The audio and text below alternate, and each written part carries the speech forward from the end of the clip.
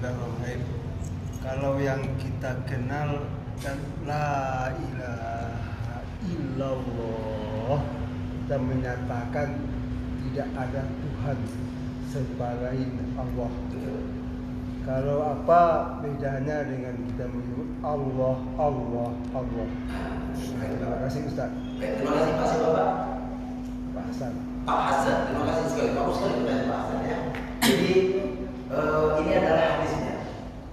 Afdhalul dzikri wa'lamu annahu la ilaha illallah. Zikir paling afdal adalah zikir la ilaha illallah. Itu lebih banyak.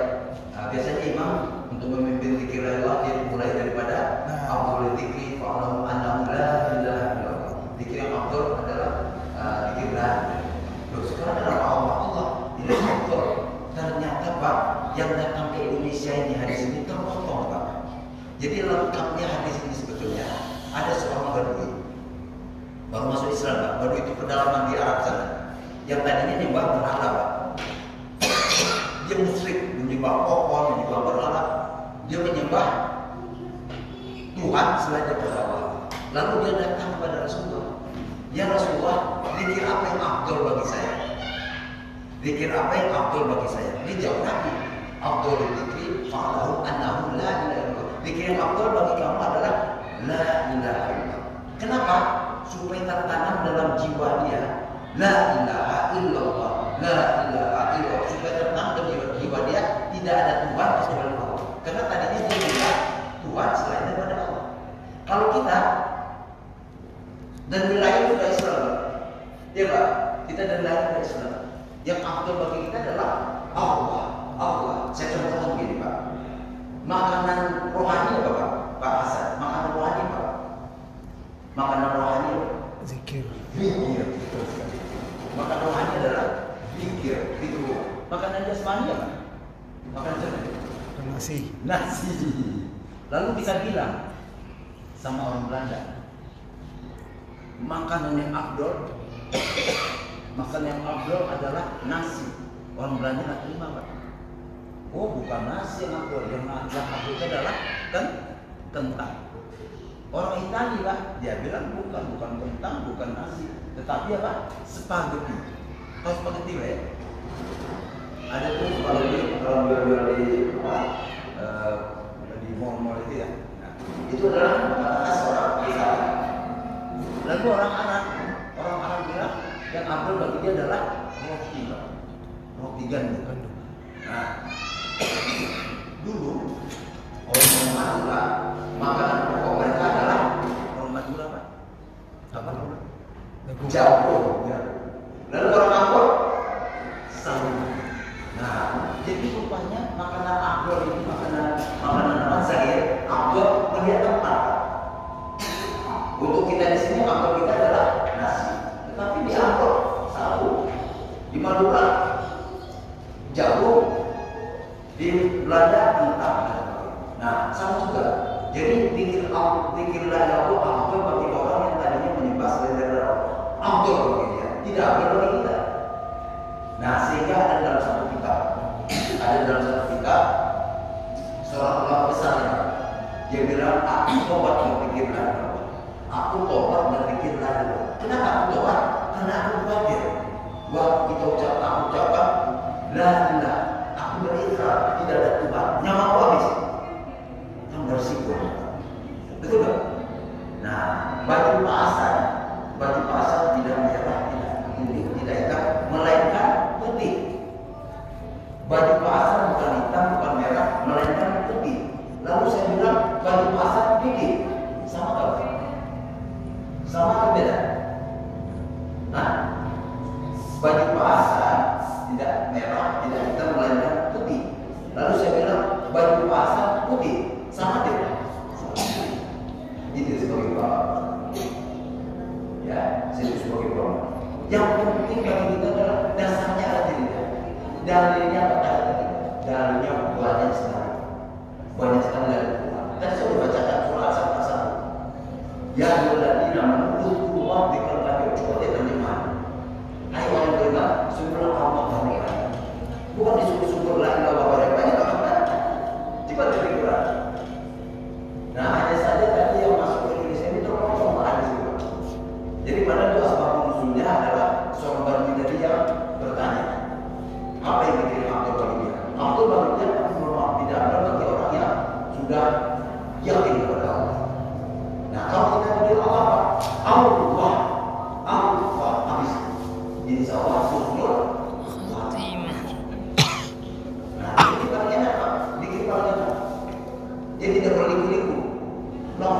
lupa langsung, ya kan? Nah, jadi dengan kita banyak pikir Allah ini, nanti bapak buktikan nih pak ya.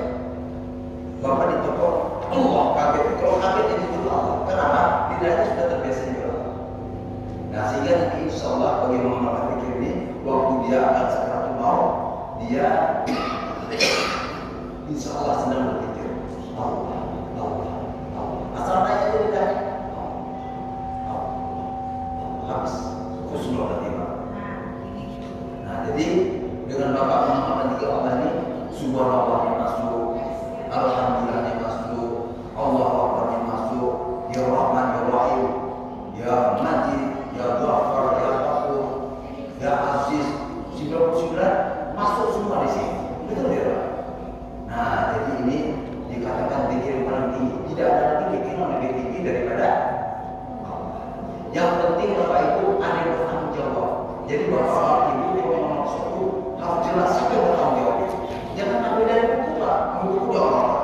Gak jelas kalau ada sanadnya jelas sampai kepada Rasulullah. Sanadnya jelas. Nah, di Rasulullah ini beliau ini hafiz Quran. Hafiz Quran dan beliau menghatamkan Quran setiap hari Pak. Pak Imam pernah dengar ada orang menghatamkan Quran setiap hari Pak? Ada menghatamkan setiap hari, pernah dengar? Ada? Di mana? Imam Syafi'i. Enggak, maksud saya kalau Bapak mau tahu Pak, Sayyidina Utsman menghatamkan Quran 8 kali Pak saya.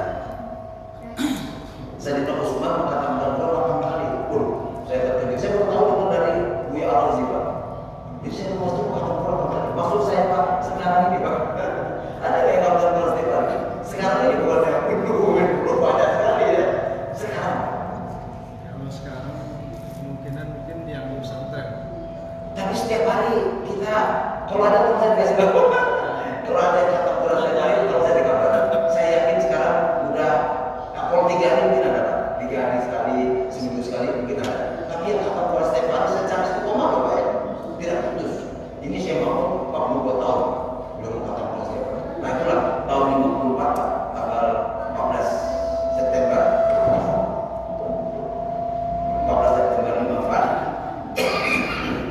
pertapatan tahun Hijriahnya 17 Muharram 1034 beliau mendapat Malikul Haq mengajari Allah pada beliau. Inilah untuk sampai ke rumah. Ini sudah sampai ke seluruh dunia Pak. Saya menyampaikan seluruhnya yaitu masyarakat yang akhir. Beliau sudah sampai ke rumah kedua menyampaikan itu. Nah jadi kami juga tergerak kami karena saya sudah merasakan nikmatnya Pak.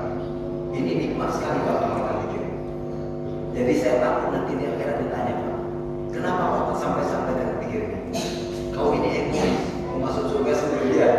Saya nggak mau masuk surga sendirian. Saya mengajak bapak-bapak semua, ya. Nah jadi amalkanlah zikir ini secara istiqomah, ya. Secara istiqomah. Habis subuh, habis zuhur, habis asar, habis maghrib bisa dia melakukan istiqomah. Karena ada keterangannya begini, Allah lebih menyukai suatu amalan walaupun dia sedikit tetapi dikerjakan secara istiqomah. Ketimbang banyak-banyak tapi angin-anginan. Ya, ini sedikit Pak. Ini kalau kita tidak hitung, kalau kita sederhana 3 menit selesai. Makanya di ini dikatakan zikir akhir zaman cocok pada akhir zaman. Cocok pada akhir zaman ini. Zikir ini, ya, karena dia sangat-sangat simpel. Bahkan Bapak pernah dengar jemaah kita, jemaah umat Islam, 5 kali saya salam, 5 kali saya salam, mengucapkan salam pada Nabi dan Qiblat. Assalamualaikum ya. Assalamualaikum ya Nabi Allah.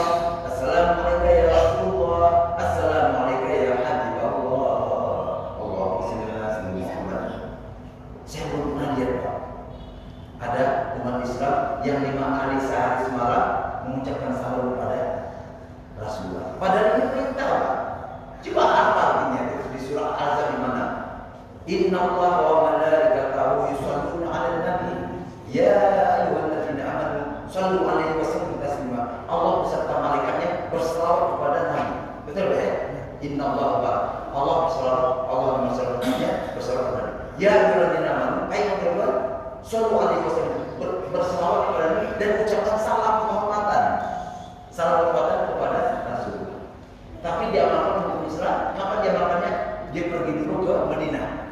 Waktu umrah atau haji, di depan makam Rasulullah baru dia mengucapkan Assalamualaikum warahmatullahi wabarakatuh. Assalamualaikum Rasulullah. Assalamualaikum warahmatullahi. Berapa tuh? Berapa juta? Mengucapkan salam Nabi harus mendapatkan jutaan. Nah, tetapi kita bagi pemahaman fikir ini kita dapat dispensasi. Ya, oleh Syekh Mahmud katakan, insya Allah salam kita dijawab nanti. Jadi waktu kita salam, Allah kembalikan ruhnya, Allah Rasulnya menjawab salam. Bapak bisa bayangkan Pak, 5 kali Pak kita salam sama Nabi Pak. Artinya Pak akan terjadi hubungan emosional dengan Rasulullah. Karena setiap habis subuh kita salam Nabi, habis zuhur salam Nabi, apa maghrib bisa, insya Allah kita dapat syafaatnya di akhirat. Amin, amin. Mungkin jelas bahasannya. Ada di bahasa saya bertanya. Dan bahasan bagus sekali. Silakan kepada yang bertanya. Supaya apa ya pemahaman ini? Pas. Ya? Pas. Alhamdulillah. Jadi nanti selanjutnya menghubungi Mas Enal ya. Kita ada teks dikirim betul tadi ketinggalan. Jadi kita kirim ke Mas Enal ya. Ya. Jadi nanti saya ulang lagi. Kalau ada sholat sunat dulu. Selesai sholat baru kita hadap kiblat. Pertama ajaran Fatihah kepada Nabi. Kedua berdoa. Betul berdoa ya. Kedua berdoa terus baru baca fadhkuruni azkurkum. Terus zikir. Allah. Waktu satu Allah satu nama. Jangan zikir juga. Allah bukan begitu ya. Nanti enggak kabul doanya. Zikirnya satu Allah satu nama. Allah. Kenapa bersuara sesuai dengan surah Al-Anfal ayat 2? Ya, surah Al-Anfal ayat 2. Innamal mu'minuna alladzina idza dzukirallahu wajilat qulubuhum. Sesungguhnya ciri-ciri orang beriman apabila disuruh Allah gemetar. Jadi Pak, jangan bersuara tadi Pak. Allah. Mudah-mudahan Pak, saudara-saudara kita tadi, mungkin Bapak misalnya di rumah, saya belum sholat. Nah, kita sudah berdakwah ingin ke besok. Nah, jadi mudah-mudahan dengan dia dengar nama Allah Rasul ini tadi dia ingin berbuat jahat, dia tidak jadi. Nanti kita sudah membatalkan orang berbuat jahat dengan kita bersuara. Seperti itu. Mungkin itu yang perlu saya sampaikan. Terlebih kurang mohon maaf Pak Imam. Assalamualaikum warahmatullahi wabarakatuh. Maaf. Iya.